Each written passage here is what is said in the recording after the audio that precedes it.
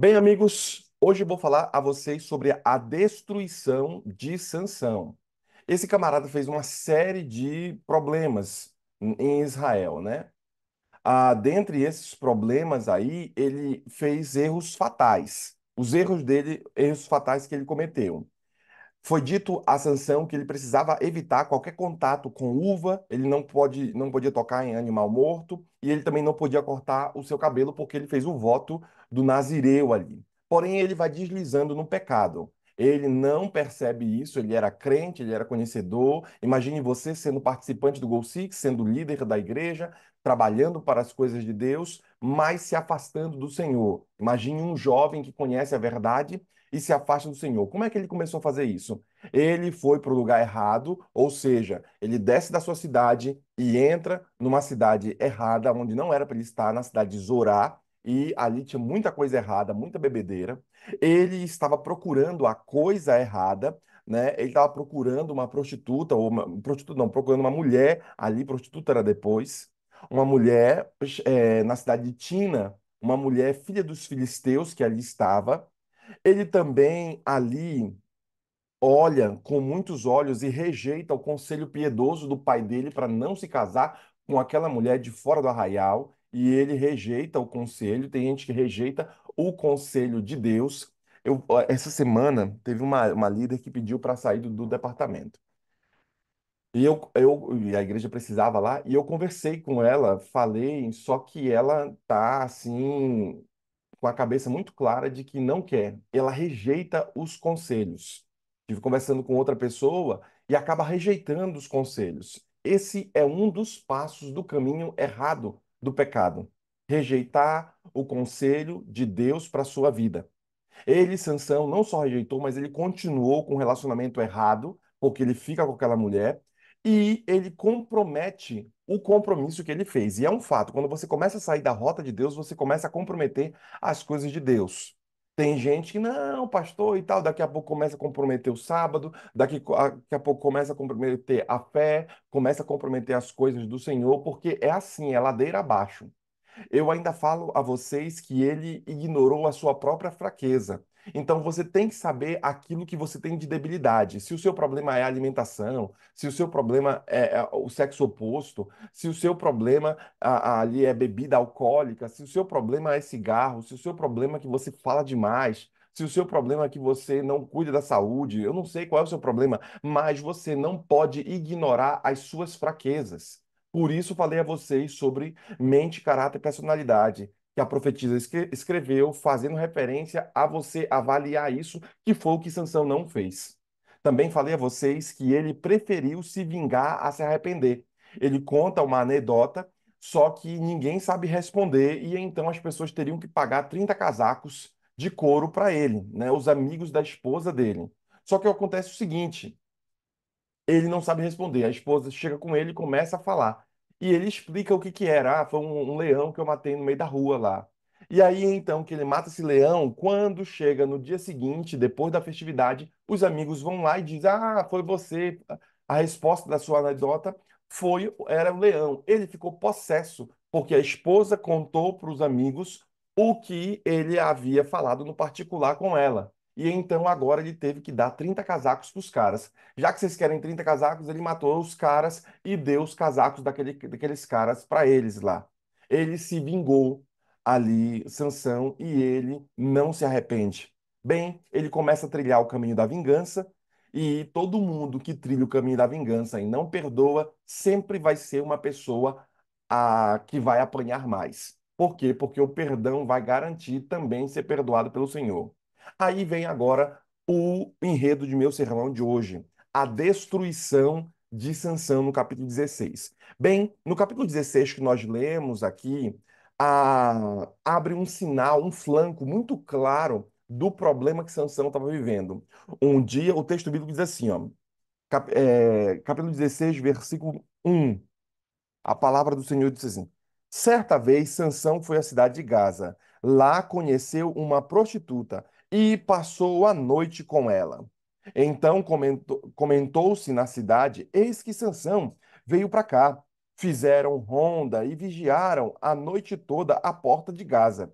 não se moveram durante toda a noite e descansaram, argumentando: espere até o romper do dia, e então o mataremos. Sansão, porém, permaneceu deitado somente até a meia-noite.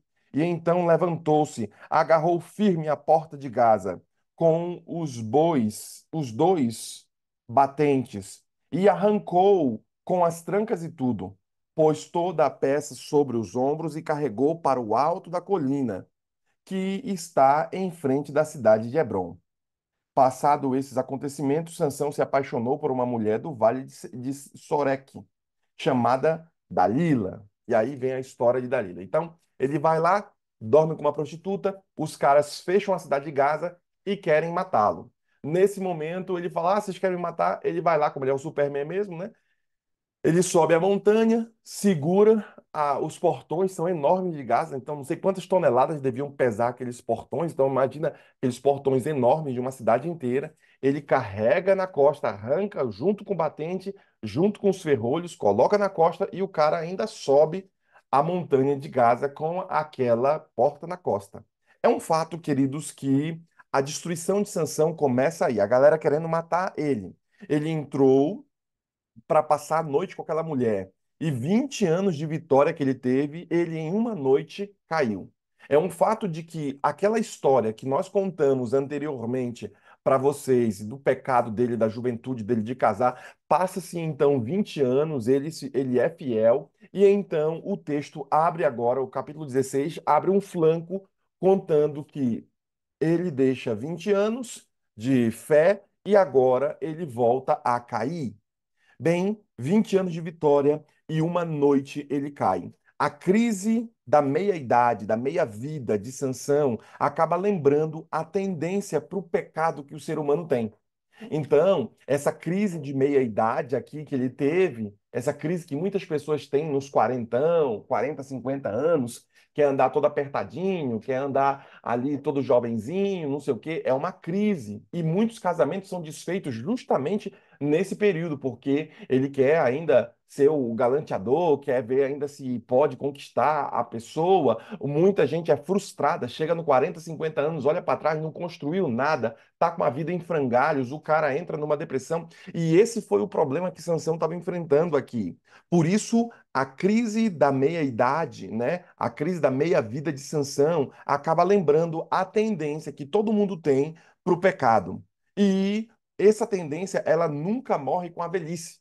Porque alguns pensam, ah, mas eu já estou mais velho e tudo mais, e essa tendência acaba se desfazendo. Não, a tendência para o pecado nunca morre. E nós precisamos, mesmo com 40 anos, com 50 anos, estar alerta com o facão segurando ali, a espada segurando, para nós guerrearmos e nunca cairmos.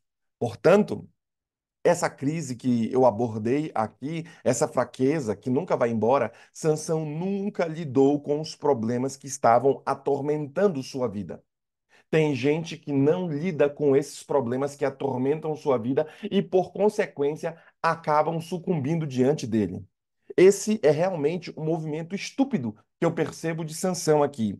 Não havia nenhuma chance de Sansão simplesmente chegar nessa cidade e não ser notado. É um fato. Tem gente que comete erros bestas depois de velho. Como é que Sansão chega numa cidade dessa e ele acha que não vai ser notado e faz uma coisa dessa? Dormir com uma prostituta. Bem, os filisteus odiavam Sansão por isso. Eles tinham uma sede em Sansão de poder derrotar, e por isso que o texto bíblico diz que queriam matá-lo. E agora ele está em sua capital. Imagina, Sansão não foi para outra cidade, senão para o quê? Para a cidade capital dos filisteus, a cidade de Gaza. E quase como se ele não se importasse se ele fosse pego ou se não fosse pego. Ele não estava nem aí, ele chutou o balde aqui. Alguns homens na meia-idade, queridos irmãos, e está aí para falar para você, ele está fazendo algo que não faz sentido algum. E tem muita gente na meia-idade que não ressignifica a sua vida e fazem coisas que não fazem sentido algum. Tem gente que está com 40, 50 anos e parece um menino e não é homem. Tem mulher que fica ainda com a síndrome de Cinderela, ainda com 40 anos, com 50 anos, com a meia-idade, e pensa que vai aparecer o príncipe encantado no cavalo branco para salvá-la. Tem gente que quer que seja sempre ovacionado e parece que não acorda para a vida. Portanto, quando eu olho para a história de Sansão, eu percebo aqui que ele está num lugar que não faz sentido algum. Alguém como Sansão está na capital de Gaza, está com uma prostituta e achar que nada vai acontecer. Ou ele não se importava com isso. Esse é o lugar onde ele não deveria estar, que eu já falei para vocês no sermão anterior, e ele está com alguém que ele também não deveria estar, uma prostituta. E ele não parece se importar com nada do que a gente está falando aqui, com nada do que os filisteus estariam falando. Ele vai para lá, bebe, dorme com essa mulher e ele não está preocupado com nada disso. Bem, a palavra que saiu a palavra que saiu estava na cidade. O texto bíblico diz assim: ele está na cidade. Os filisteus cercam a casa ali de Sansão e ele estava pensando que ele fosse sair de manhã e eles poderiam capturar Sansão. Só que Sansão não sai de manhã, Sansão sai de madrugada. Ele levanta à meia-noite e vai. Em seu caminho para fora da cidade, o versículo 3 que nós lemos aqui diz o seguinte: que ele arrancou as portas da entrada da cidade, juntamente com o castilho, né, os umbrais da porta, coloca em seus ombros, sobe a colina de fronte de Hebrom, e os estudiosos ali fazem a seguinte referência a esse episódio. Dizem que aquela porta pesava 1 tonelada. Imagina você carregar. Eu vi ali 1 tonelada de arroz que a gente comprou, 1 tonelada de sal, de coisa. O negócio pesa, a gente penou para carregar aquele negócio. Vocês viram lá? 2, 3 voltas ali. Vocês viram algumas coisas. A gente penou para carregar. E imagine o cara carregar sozinho na costa e subir aquilo. Bem, ao arrancar e carregar as portas da cidade de Gaza ali, Sansão estava humilhando os filisteus mais uma vez. É um fato de que ele humilha os filisteus, pisa nos filisteus ali. Então, não somente da outra vez que ele mata uma galera, da outra vez que ele toca fogo no milharal do povo com as raposas, agora ele humilha os caras. Ah, vocês queriam me pegar? Olha o que eu vou fazer com vocês. Eu vou tirar a proteção de vocês. O quê? A cidade. Qualquer um poderá entrar, porque não tem mais nem porta a cidade de vocês. E isso estamos falando de capital, queridos irmãos.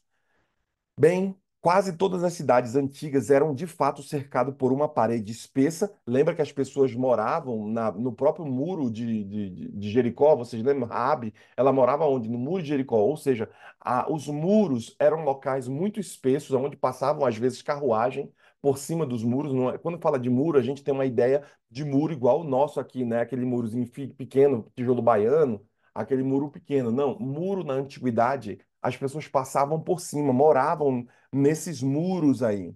Bem, o que que isso significa? Que o portão era de fato a entrada principal daquela cidade. Mais do que isso, o portão simbolizava a segurança daquela cidade. E para Sansão arrancar o portão da cidade e colocar em seus ombros e levar para longe, ali é uma forma dele fazer uma declaração para todos os filisteus que estavam ali. Veja a declaração que Sansão diz.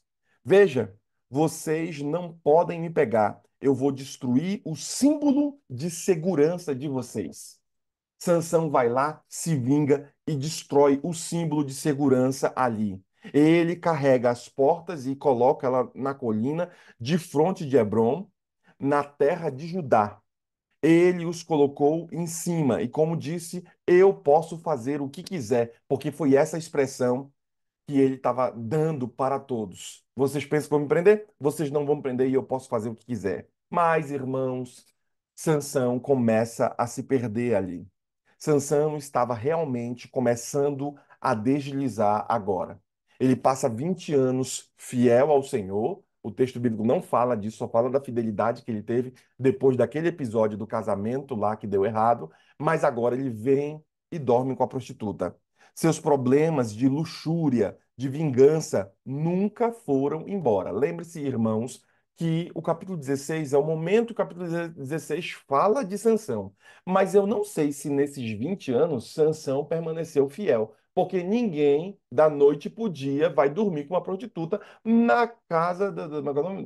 Do vizinho lá, como é que é o nome? Na outra cidade, capital. Eu acho que o autor deve ter feito isso aqui porque Sansão, nesse episódio, que é o que ele está tentando contar aqui, carrega os portões de Gaza na costa. Então, por isso fez-se necessário o autor escrever sobre esse episódio que foi assim um marco para eles. Mas eu não sei se o cara era de fato fiel. E agora ele está se sentindo muito arrogante, ele está se sentindo aqui invencível, sabe? O cara peca, o cara faz o que faz e ainda quer tripudiar na vida do outro. Eu já vi muita gente assim, irmãos. Tem gente que o cara tem uma vida devassa, mas o cara quer pesar a mão na comissão, quer falar disso, daquilo, outro.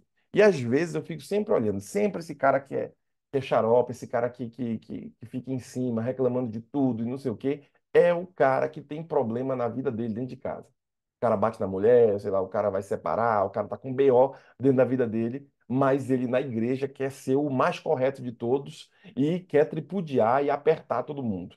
Bem, este era o caso de Sansão aqui. A arrogância de Sansão ao pensar que ele era invencível. E tem gente que é arrogante porque pensa que o dinheiro paga a conta. Tem gente que é arrogante porque pensa que a sua saúde, a sua juventude vai ser infinita. Tem gente que é arrogante porque conseguiu um pouquinho de condição na vida, já começa a ser arrogante. Não, não vou me colocar nessa situação. Isso tem destruído muita gente e esse foi mais um erro fatal de Sansão. Essa é uma receita para o problema de Sansão. A arrogância que ele teve e porque ele se achou soberbo, se achou invencível. Ele enfureceu os filisteus ao arrancar as portas da capital dos caras. E ele estava inflamando a sua antiga paixão por sexo ilícito. Então, por isso os filisteus tinham muita raiva de Israel, por causa de Sansão.